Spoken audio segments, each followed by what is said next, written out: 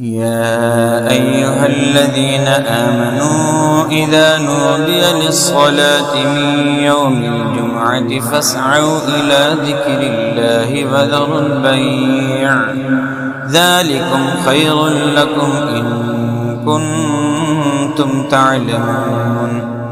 فإذا قضيت الصلاة فانتشروا في الأرض وابتغوا من فضل الله واذكروا الله كثيرا لعلكم تفلحون. وإذا رأوا تجارة أو لهوا انفضوا إليها وتركوك قائما قل ما عند الله خير من اللهو ومن التجارة والله خير الرازقين.